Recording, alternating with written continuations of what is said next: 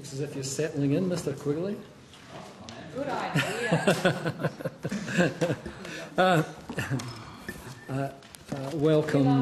Welcome those officers and executives from NBN Company. Mr. Quigley, would you like to make an opening statement? I would like to, Chairman. Well, first of all, thank you, Chair and Senators. I do appreciate the opportunity once again to brief you and answer any questions you have about the progress on the NBN project. As you know, since I was last here, we have released our corporate plan. It was quite a comprehensive document. It had details of our assumptions about the business environment in which we operate. It had our financial forecasts, our funding assumptions, our risk management strategy, the proposed network design and construction objectives, and, of course, a lot about our commercial operations, including our product and pricing construct. The plan was publicly released together with the government's statement of expectations. The next step involved us working with the government on a set of key performance indicators, or KPI. The company will also shortly lodge a statement of corporate intent, which will also be publicly released. Our staff numbers have now grown to 656 as at the end of January of this year, and our recruitment focus has shifted from filling senior manager positions to obviously now to non-manager positions. To date, the total funding from government via equity injections is $1.012 billion, following a further $350 million injection in December of last year. And we will be working with government on an equity agreement to cover future funding certainty. As you now will have seen in the press, we've entered into an agreement with Austar to acquire its 2.3 gig and 3.4 gig spectrum holdings for $120 million. There's been some misunderstandings about the price of that transaction, some comparisons of what we paid compared with Opal. The latter deal, the Opal deal, had both a cash and a non-cash component. The non-cash value of the Opal transaction was not publicly disclosed, but it was received by way of various wholesale arrangements and delivered value to Austar substantially in excess of the cash component that was paid. So when you're comparing the Opal transaction to the transaction we completed, you need to look at the total deal. This deal will assist us in delivering our high-speed fixed wireless service to rural and regional areas. The first of these commercial services is scheduled to be available in mid-2012. We're also in detailed contract negotiations for the delivery of the first release, the interim satellite service, in this year, which will deliver a much improved service to regional areas until we get our final satellite solution on the two next-generation satellites we plan to launch in about 4 years' time. In parallel with the design, planning and progressive fibre deployments in our first and second release sites, we're also developing our back-end operating and billing systems to support our network operations. These are complex systems, they are not off-the-shelf products and are critical to the successful operation of the network. They're very important for our customers, so that they can access our network and systems in a very efficient way, so we're paying a lot of attention to them. We're also focusing carefully on issues to do with customer connection, including the design specifications for battery backup, to ensure they're consistent with what was in the statement of expectation from the government. We're looking at multi-dwelling unit connection designs, and consent processes are also being worked through, as the technical solutions for smart metering with utilities are also being worked on. Since last October, when I was here, we have made a number of announcements on the procurement front. For passive hardware, we've had contracts totalling $1.6 billion were signed with Corning, Prysmian and Warren & Brown on the 17th of January, and the technical work is underway with these suppliers for the provision of their equipment for construction of the points of interconnect, fibre access node sites and the fibre access network itself. A fourth contract worth some $300 million over 5 years is being finalised with Tyco Electronics following its completion of the takeover of ADC. We are now currently evaluating responses to our RFP, which closed in November of 2010. That closed on the 31st of January, and we're moving into an intensive evaluation of that long-term satellite solution over the next few months. We have a response to our managed services RFP for our wireless network are currently being negotiated and evaluated, and expect to resolve that fairly soon. A contract was awarded in October 2010 to Nokia Siemens Networks for our optical transmission equipment, and we're currently evaluating tenders for the passive fibre build, that is the large volume construction. We have announced 2 data centres, one located in Sydney, hosted by Global Switch, and the second in Queensland, to be hosted by Polaris. We've also awarded a contract to Cisco for the provision of the data centre computing platforms. We also have a number of other smaller procurement processes underway, covering such things as equipment for multi-dwelling units, alarm aggregators, racks, DC power, distribution equipment, splice machines, test equipment, and, of course, pipes, ducts and pits for the fibre distribution network itself. Turning now to some of the actual construction, we now have 6 RSPs delivering services in Tasmania. They are Primus, Internode, iiNet, and now also Telstra, Exetel and Aurora Telecommunications. The orders on this Stage 1 Tasmania have been received for premises, for 575 premises, as at the 18th of February, and of these 554 premises have been activated with sometimes multiple services on them. Construction is progressing well in our first 5 mainland release sites, and we're about, on average, 90% of the passive build complete. The next phase will be to deploy the active equipment and then move into customer trials in these 5 sites. The number of end-user consent forms in these 5 first release sites is being tracked weekly, and as at the 14th of February, we had 91% of premises in Wollonga who've had positive consent forms, 76% in Kiama, 88% in Armidale, 61% in Townsville and 50% in Brunswick. That's an average across all 5 sites of just under 75%. Naturally, the widespread interest in the NBN means there's been a lot of scrutiny in the press and in local communities regarding each of those first release sites. There's been some coverage in the media regarding overhead and underground cabling and local expectations about the rollout. Just to make sure everybody understands, we have always said that in these first release sites there's likely to be a combination of aerial and underground, and in fact in some locations, passing a home, there will be both underground and aerial. It's because there are 2 different parts of the network, one distribution which is underground and the other which is local, which ends up connecting to houses which could either be underground or overhead. So it's not a waste of any money if passing a home there is in fact both underground and overhead. It's part of the plan. So there's also been some questions about the use of aerial cabling in Townsville. As you know, some of Townsville is in a floodplain, so whether you build above ground aerial or underground, there could be issues depending on whether there's heavy winds such as in a cyclone or flooding. As it happens, the impact on our network that we were building in Tasmania when the Category 5 cyclone came through was that some trees did fall and caused damage to many of the power poles in Townsville, some of which, of course, had our fibre optic cable on them. The optic cables, in fact, proved to be quite robust. Of the 79 cable segments that we had installed, there were only 3 segments that were damaged beyond repair, and they're now being replaced. So it's relatively minor damage. We're also now, of course, into the planning for the second release project, following on from the first release, but we are having, of course, to take into account 3 additional factors. The decision to move from 14 points of interconnect to 122 obviously needs a degree of replanning. We are now attempting to use the maximum. We'd like to use the maximum amount of Telstra infrastructure, even though we haven't finalised the definitive agreements with Telstra. We're hoping that could be done before too long, and if it was, it would be a good outcome for these second release site communities and, of course, also for the taxpayer, because we could build at a lower rate. And, of course, we also have to accommodate the government's priority on greenfields and our obligation as of the 1st of January of this year to make sure we can provide fibre in new estates.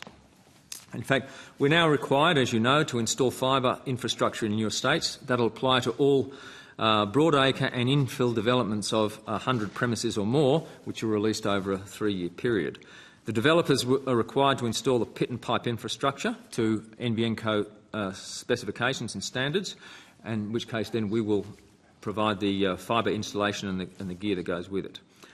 To facilitate the interaction with the developer community, we've developed an online registration portal and database. And to date, we've received more than 260 new development applications, and we received an additional 4,500 pre-existing applications from Telstra. And we've also engaged Telstra to provide a managed service until we have our own facilities in-house shortly. We're also doing construction and fit-out of the National Operations and Test Facility in Melbourne. That is progressing well, and we hope to have the new main test line ready towards the end of May. This will allow retail service providers to start the onboarding and testing process. That's a key piece of infrastructure which is now nearing completion. As we build this network and operate it, obviously safety is of paramount importance to us. We're doing taking a lot of actions, a lot of steps to assure safety. We've in fact commenced random drug and alcohol testing of all staff and are focusing a lot of effort on embedding a safety culture right across the organisation. We have recorded no lost time injuries with all the work we've been doing so far. I have to say, when I visit sites, I'm very pleased with the level of focus there is on safety in every site I go to. As I mentioned before and as has been announced recently, we've reached key commercial terms with Telstra, and we're now working constructively to finalise the detailed documentation for the definitive agreements. There is still some way to go, but we're making good progress, and the respective teams are working basically around the clock to see if we can finalise those definitive agreements. We continue to work with the ACCC on our special access undertaking and our wholesale broadband agreement, and that provides information to our customers and the general public on our non-discrimination commitments. We're consulting with the ACMA on a number of technical matters, including spectrum, and we're continuing to engage with the Communications Alliance on the post-migration transfer arrangements between retail service providers. There's been a lot of work done in that area. We will, when the NBN companies and access bills are finalised, that will give us some certainty around the operational framework, and that will certainly be welcomed by the company. We stay focused on resolving the many challenges faced in what is a very significant engineering task, but we believe we're making good progress in the design and construction of our initial sites. And we are, as I've said before, committed to work closely with local communities and other stakeholders. We're going to be putting more effort in the months ahead on a communication strategy, and that will be important as we move out further across the country. And, of course, we'll continue to work closely with the government on policy and implementation issues as they arise. Finally, I'd like to just address an issue which there has been quite a bit of misinformation circulating in some sections of the media, and I'm referring to the comparison between mobile and fixed fibre networks. The fact is they are complementary. Mobile networks alone will not provide all of the telecommunication services that Australians will need in the years ahead. There is much commentary by ill-informed commentators on the subject. We all know mobile networks will become more capable, the amount of data transferred will increase, and the number of users will grow. But every expert I speak to around the world recognises both the advantages and limitations of mobile networks and the advantages and limitations of fixed fibre networks. It's why they're complementary. I'm just going to quote a couple of them. The first is from the CEO of AT&T, a gentleman I know called Randall Stevenson. He is the CEO of a $120 billion company, the largest in the US. He has 100 million customers and some 300,000 employees. He does know what he's talking about. What he said is if you take HSPA+, which is the latest generation of 3G mobile technology, and you go out to West Texas and put two people in a cell site, you can get 20 meg. He's talking there about 20 megabits per second speeds. Take HSPA+ and put it in downtown Manhattan, and you load a cell site, even with fibre backhaul, probably the best you're going to get is 2 to 3 meg. LTE will be the same thing. So that's what the man who runs the largest telco in the US said. LTE will be the same thing. The second quote is from the Telstra CTO, Hugh Bradlow, when he said, "Could we wait another 8 years and not require high-speed fixed networks?" The answer is no, because of the capacity issue. And interestingly, just today I noticed in the Australian IT section, yes, there was a quote from Telstra's Director of Network and Commercial Planning, Mr Anthony Goonan, who runs a lot of their mobile network, in looking at LTE. He's implying it will be fine for moderate use. He said, "We refer to products like IPTV as a digital short circuit. We will be introducing quality of service technology that allows us to manage the balance between different types of usage. There hasn't been overly necessary till now. This hasn't been overly necessary till now because we've had capacity in the networks and we haven't had applications that suck all the life out of it."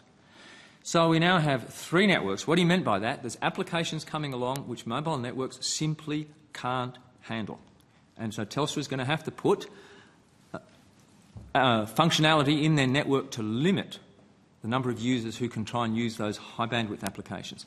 So we have 3 experts around the world who are saying you need both, fibre and mobile. I do hope that now this rather futile debate will come to an end.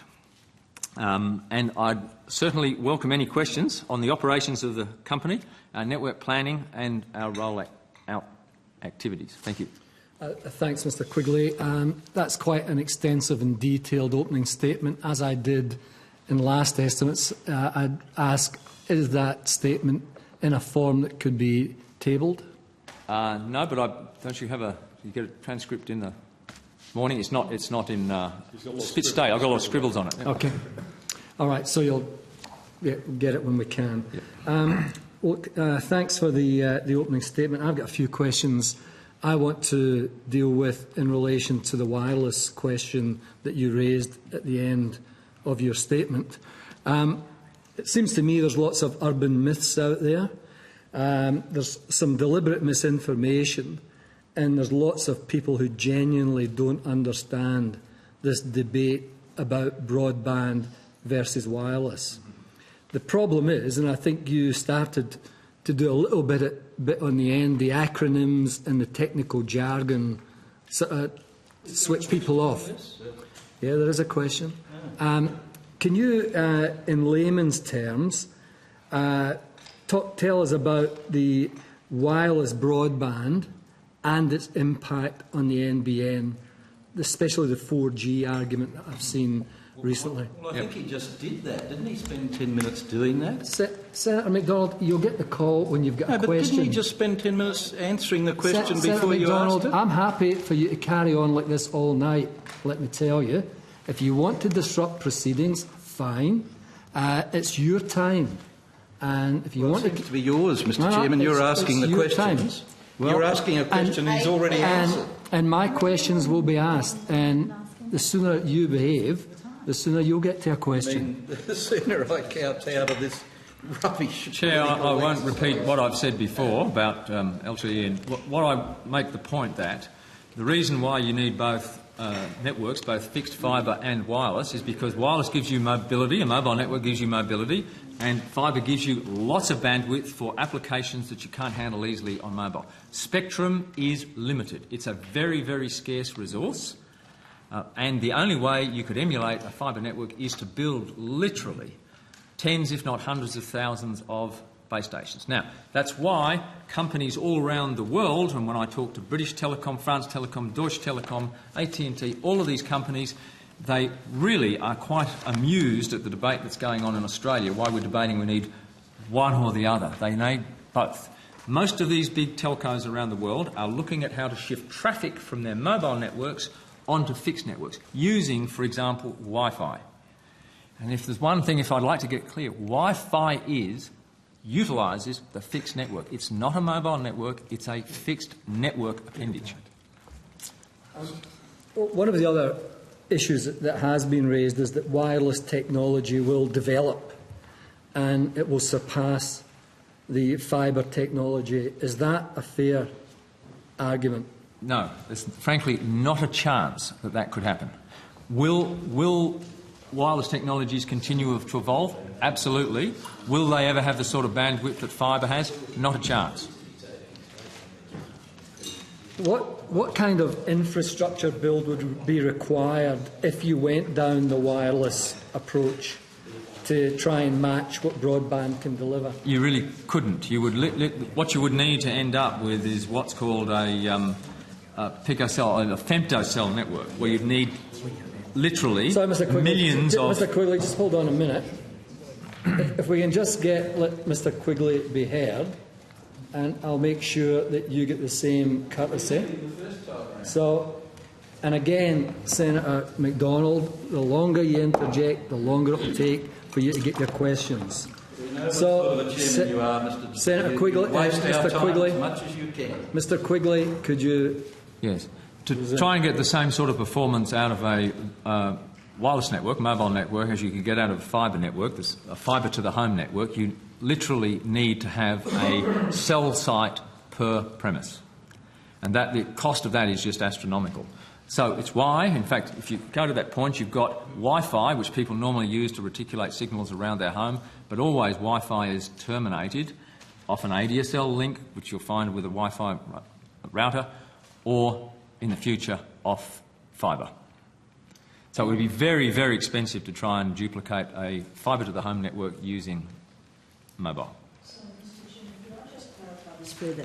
To put it in layman's terms, when I retire in 4 months' time, to expect to survive on an iPhone and an iPad rather than having a fixed network to the home is not feasible. Is that what you're saying? You can certainly use an iPad, but almost what's happening in the US, what's happening in Europe, is the telcos are offloading traffic on, for example, their iPads onto Wi-Fi cells, which are terminated in the fixed network. In other words, they're pushing from the mobile network. Traffic's moving from the mobile network onto the fixed. We're going to be a long time if you don't answer the question. The question is still answered. Senator MacDonald. Senator MacDonald. The question. Senator MacDonald. Absolutely. Senator MacDonald, order. Senator MacDonald. Senator MacDonald, a bit of order. Yes. Mr Quigley's answering the question. Problem is not and what you'll you give do him with it. It's the what time everybody to else answer around you is doing with it. No. The serious question is, the telco networks, Can which she is what use they're it? finding. Pardon? Can she use it? Sorry? It depends what you want to use it for and how many other people are using it. It's not about what you do. Senator It's Conroy. what everybody around you does. Senator Conroy, order. Mr Quigley, can I give you the same advice I've given previous witnesses? Not to get sucked in by Senator MacDonald.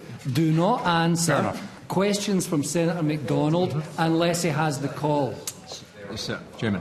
So, Senator, you can certainly use your iPad on a cellular network. You can. But if there are too many people who are using their iPads or their iPhones, the network will slow down radically. So what telcos are doing is they're getting people, in fact, there's an increasing amount of mobile usage that's happening indoors.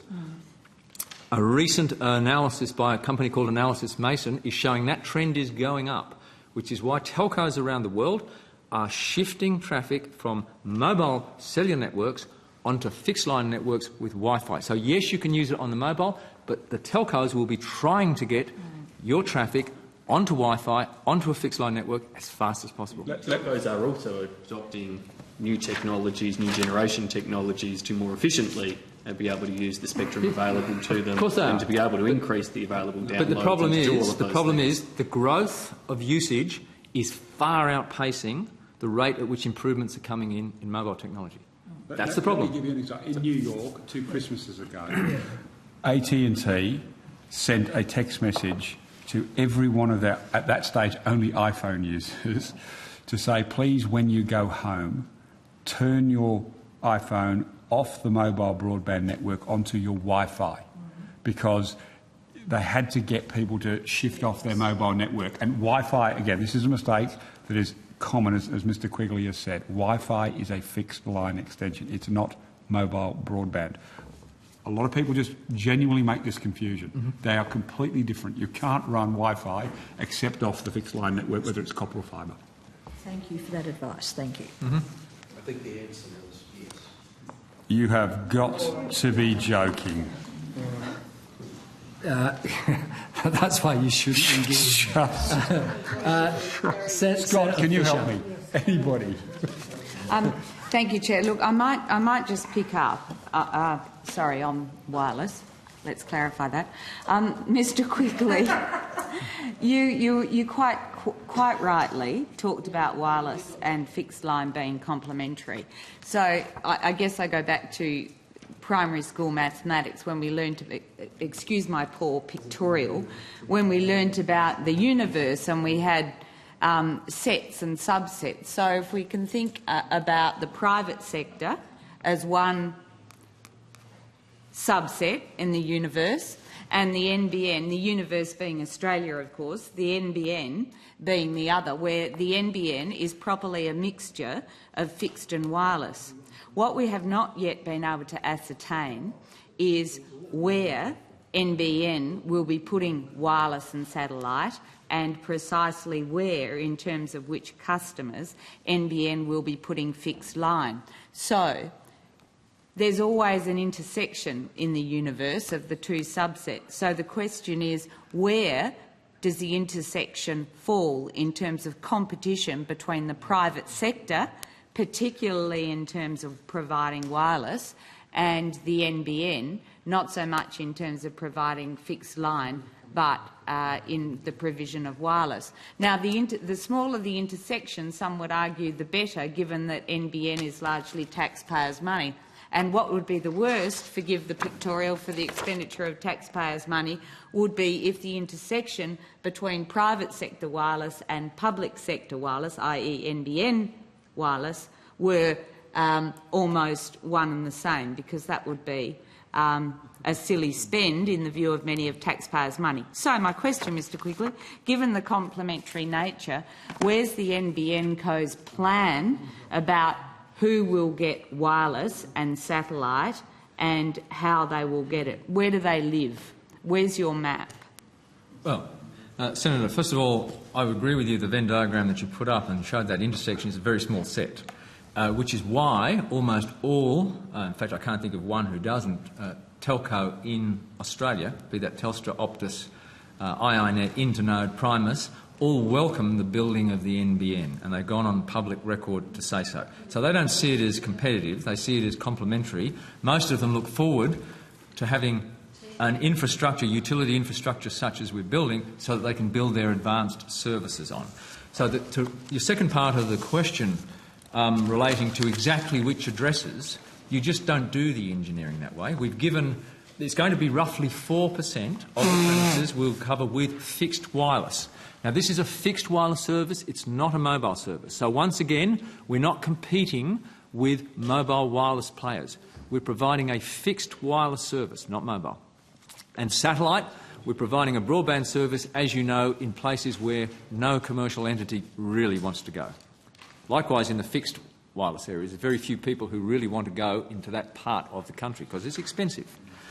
So where are the precise addresses? We obviously can't know that until we do the detailed engineering on the ground. We've produced maps, which I believe are on the DBCD website at the moment, giving our best estimates of where those boundaries are, but you have to do the detailed design on the ground, street by street, to make that absolute decision at the end. And is that going to take 8 to 11 years? The fact is, in the places where we go, in the latter part of the rollout, yes, we can't say in advance, is this premise going to have it? And by the way, some of those change in real time as the number of premises increase over the next years.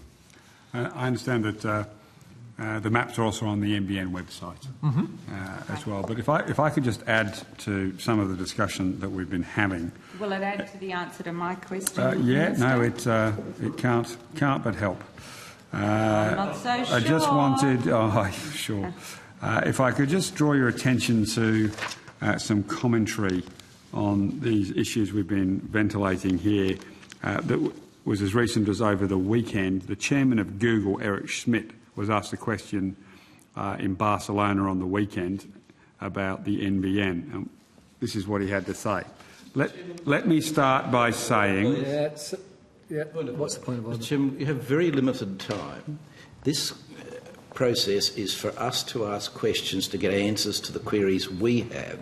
It's not a platform for the Minister to run off with a political justification for his $55 billion spend. And I asked where was the wireless and this is not answering... Well, it's not answering the question asked. It's wasting our valuable time. In fairness, Chair, nobody has asked for a list of third-party endorsements of the NBN. Now, Mr Quigley has given us some during his opening statement and otherwise. Is this a point of order? That's fine, but nobody's asked the Minister to provide us with a list Minister, more, particularly continue. when Senator Fisher's question was about apps.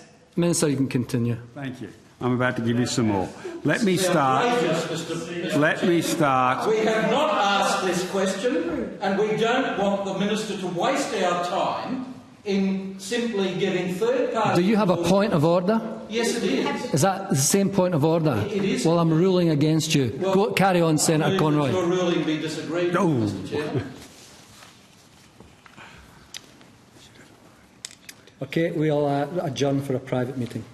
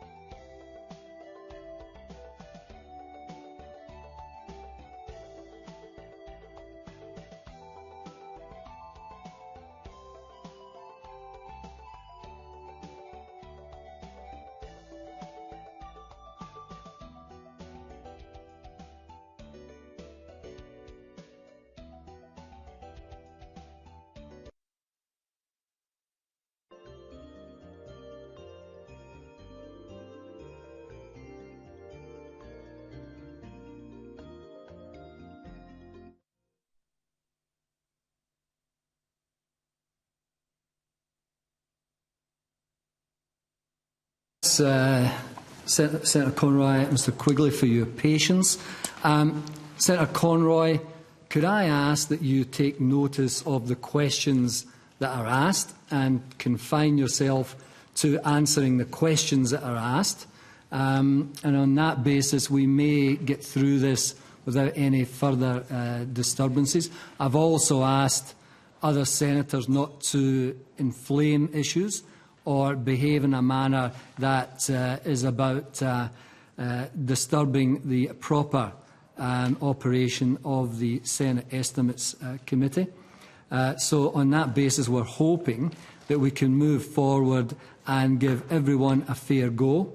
And it's now up to everyone to deal with it on that basis, and that's how I'll be controlling the meeting. So, Senator Conroy, I'm sure the issue that you're raising, you'll get an opportunity to deal with that later. So if you've got any issues arising from Senator Fisher's question, would you like to deal with them now? Well, Senate estimates, I appreciate your advice, Chair. Senate estimates is a process where a whole range of questions are asked and extra information is provided continually during the course of the discussions. So I can be answering any one of a number of questions with extra information as I receive it as we go. So I'm happy to say I'm finished with updating Senator Fisher with any more information, but I have some more information for Senator McDonald on the questions and commentary that he made a little earlier about the iPad and whether or not Senator Troth could use it. So I'm in your hands as to how you would like me to proceed with that. Well, I didn't know that we were being confined to only answer information that had been put at that moment. Senate estimates has never worked that way in my experience. I don't have a problem with that, but I'm asking you predominantly to deal with the question, and there will be time to time that the process that you've outlined will be appropriate, and I don't think anyone will have a problem with that. Senator Fisher. Thanks, Chair. Near the end of last year, when the Prime Minister wrote to Senator Xenophon in the dying days of Parliament, wrote to Senator Xenophon confirming the, in her words, by letter 23 November, confirming the package of measures we, as in the government, have agreed with you to facilitate the passage through Parliament of what was known as the Consumer and Safeguards Bill. Was the department involved in the drafting of that correspondence, or was NBN Co? No. Okay. The Prime Minister referred to the establishment of a joint parliamentary committee, and I think she referred to it in that letter as in saying the government will move to establish a joint committee on the National Broadband Network to provide progress reports every 6 months on the rollout of the NBN. Has there been any progress on the establishment of that joint parliamentary committee on the NBN? Are you asking the department or Mr Quigley? Can anyone at the table answer that? Well, I think well, there's about 27 parliamentary committees. But look, I think this one, and Senator Ludlam has got a grin on his face over this. There is still ongoing discussions about the terms of reference. Yeah, you're now blushing, Senator Ludlam. So it hasn't been finalised yet, because there hasn't been agreement across the chamber yet as to the terms of reference. Or I think even the personnel, I think we're making progress on that one. But I do believe we are getting close to... Across which chamber, Minister? The Senate. My understanding of process, can anyone at the table help, is that a joint committee has to originate in the House, not the Senate. Has anything happened in the House? When I say across the chamber, I'm referring to all of the individuals who are represented in the Senate, which includes some people who aren't represented in the House of Representatives. So when I say across the chamber, I'm referring to both Senator Xenophon. The Greens now have membership in both chambers. So I'm reflecting the broader nature of the Parliament when I say across the Senate chamber. The broad church of Parliament. That's right. So, but I am hopeful, and without wanting to make Senator Ludlam blush too much, I think possibly by early next week we may have resolved this issue so that we can... he's shaking his head for the hand side, so I'm not sure that means we're making progress. But perhaps we'll have got an agreed position by next week. What indications has the government made to Senator Ludlam and or Senator Xenophon in order to maintain their agreement to the passage of legislation? We haven't actually finalised the discussion, so I'm not sure I can go a lot further than All right. that. The Prime Minister's letter refers to the Joint Committee on the National Broadband Network and says that the composition of this committee will mirror the Joint Committee of Public Accounts and Audit. Well, as I indicated a little earlier when I was speaking, I said that one of the issues that was being discussed again was the composition question. It hasn't been finalised yet, but again, hopefully next week all will be tabled. Good, I look forward to it. The Joint Committee on Public Accounts and Audits has a composition, as set down in parliamentary rules, of 16 members, 9 of which are government. So the government controls the membership of that committee. Will the government control the membership of the Joint Committee on the NBN? Well, the tradition of joint committees is that the government of the day does have the numbers, I think, but one of the issues that we're discussing is the composition, and it hasn't been finalised yet. So have you made any indications to either the Greens or Senator Xenophon about the composition of the committee, either being as reflected in the Prime Minister's letter or something different? As I said, the discussions at this stage haven't been finalised, so I wouldn't want to preempt. So is it still looking like a government-stacked committee, Minister? Look, I guess it's in the eye of the beholder. You've got the numbers on a committee, and it's vibrant democracy. The government has the numbers, and it's a stacked committee. What about the terms of reference, Minister? What will this committee be tasked with doing, and who will determine the terms of reference? I'm not sure how many more ways I can explain that none of those two issues haven't been finalised yet, and as soon as we have something we can bring forward, we will. Hopefully it will be early next week, but I don't know I can add anything. What about the commencement date of the work of the committee, Minister, given that the NBN is rolling out as we speak, we would believe? Well, last time, as I walked around Armidale last week, it pretty much looked like it was rolling out. That's right. Yet the Prime Minister says in her letter that this joint parliamentary committee will start its work on 1 July 2011. Is that still the case, or will we continue without any parliamentary oversight ongoing, other than from time to time estimates, until July? Well, as I said, it's a little hard for the committee to start its work if the composition and terms of reference haven't been finalised yet. So has the government, through any of its ministers or otherwise, given any indications or made any overtures to the Greens or Senator Xenophon, for example, at the 11th hour during the debate of the Consumer and Safeguards Bill in the Senate, or since, about the commencement date of that committee?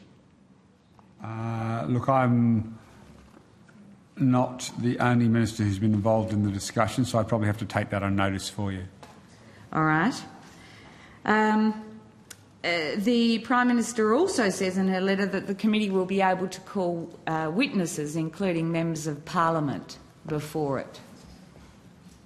For what purpose, Minister? She does then go on to say about the performance of the NBN or other matters of local interest. Look, I would love to appear before your committee on a regular basis. Sorry, Minister? I would love to be invited to your committee on a regular basis. Your colleagues have been, and it was the Home Insulation Committee, and they were conspicuous in their refusal to attend before the committee inquiring into home insulation. So are you... I look forward to, if invited, explaining to you in extreme detail the differences between Wi-Fi and wireless again, and why mobile broadband won't replace what did the Prime Minister fibre optic network. Minister, in her letter when she refers to or other matters of local interest? Her letter says the committee would be able to call witnesses, including MPs, about the performance of the NBN, fine, or other matters of local interest. What could she have meant? Were you consulted by the PM in the drafting of this letter, given that your department wasn't? Who wrote it? Well, I think it was written in the Prime Minister's office. But given you're asking me about the intent of something written by somebody else, I'd probably have to take that on notice so I can give you an accurate answer. She goes on to say, as of 23 November last year, the government will be writing to the Productivity Commission and the ACCC to advise these arrangements, because earlier on she confirms that those bodies and NBN Co will, if required, appear and contribute advice to the committee. So she says the government will write to the Productivity Commission and the ACCC. Does anyone at the table know whether or not the government has so written? Some 3 months later. I will have to take that on notice and ask the Prime Minister if that's happened yet. The government's pretty keen to get this joint parliamentary committee up and running, isn't it? Well, as I said, I'm happy to take that on notice and seek information from the Prime Minister. Okay, well, the Senate may soon be asked to consider the reference of the NBN to a Senate References Committee. Thanks, Chair. That's my question on the Joint Parliamentary Committee. I've now got some questions about. I'll move to one more section, if I may, before we. I know others will have questions. Questions about costs of the construct of the NBN. If I can start, perhaps, with the Minister's answer to the Senate during question time about the strategy that might be being used, given that certain unions are saying that they're mustering troops to gather membership and to get good wages and conditions, if you like, for NBN workers. The NBN implementation study factored an annual... To announce they were going to get bad outcomes for their workers? It's not my question, and I don't have to answer yours, so I shan't. No, but what I'd expect is that the NBN Co implementation study, the McKinsey implementation study, based its figuring on annual wage increases for workers building the NBN of some 2.5%. Has any increase in wages, given the pressure said to be being applied by some unions, the pressure for wage increases in excess of 2.5% per year, has any increase in wages been factored into the NBN spend? Well, as I'm sure you'd understand, Mr Quigley and the NBN Co are involved in a great many negotiations on some quite sensitive commercial matters, and it would be preposterous to reveal what the NBN's bottom line was prior to a deal being completed. Preposterous. Sorry, I was momentary. I was saying, as you would be aware, Minister, sorry. As you would be aware, Mr Quigley and the NBN Co are currently involved in a whole range of negotiations around construction issues, and it would be preposterous for Mr Quigley to provide the information that you've just asked for. It would seriously undermine and damage his commercial position. So are the detailed labour costings in the blacked out parts of the business plan? Because they're not in the non-blacked out parts of the business plan. Are they in the blacked out parts? I'm sure that Mr Quigley has the information that you're seeking, whether it was written as specifically as you've asked or not, I'm not sure. But again, it would be preposterous and damaging to both the NBN Co and taxpayers to reveal this information. Preposterous. All right then. Minister, How were you able to say to the Senate on the 15th of November, and I quote, "Overall, I believe the answer will be no. There's no blowout in wages costs because we have an agreed set of EBA principles." You went on to say they've now been signed and agreed by the ACTU, coordinating right through with the CEPU and a range of other unions that have been involved in these discussions. Because and then you went on and on that's and on. you're now asking about two different things. Well, about what were you One talking? is the because workforce. if you were speaking about, One is the if workforce. you were speaking about NBN co's workforce, One of the you know workforce that they are of NBN co. intended by Senator Fisher, minority order. staff, Order. Not the big Order, year Senator that Fisher. spend. Thank you, Senator Chair. Fisher, order. And Senator Fisher, if you want to go down that track, then it will be a problem for this committee, let me tell you. You're the deputy chair and you should behave. Thank you, Chair. Senator Conroy. There are two entirely different things that you're referring to. I'm not asking about NBN co's workforce. I'm asking about workers employed by everybody other than Who are NBN not, co. but they are not currently employed by NBN co. The implementation study factored wage increases for implementation those study is- workers the implementation of some study- 2.5% a year. Could I clarify that? I didn't want to interrupt earlier, Senator, but you're mischaracterising what the implementation study actually said. Please You're talking recharacterise me. Talking about the construction cost index growth, some factor of which we labour, but other factors also be involved in there, and was actually speculating that that was a factor that was in the implementation study that was plausible to drive down by competitive tendering via NBN, and was placed in the implementation study to show that there was a reasonable margin for error, if you like, in estimates, because those sort of matters hadn't been taken to be delivering particular levels of savings. It wasn't simply labour cost savings. So it's important, if we do go through this debate, we don't just characterise it as the McKinsey study said labour costs will increase by 2.5%. It's the construction cost index per se. And to clarify further for you, Senator Fisher, NBN co has entered into 4 enterprise agreements covering only NBN co employees and has worked with the ACTU and relevant unions in finalising these agreements.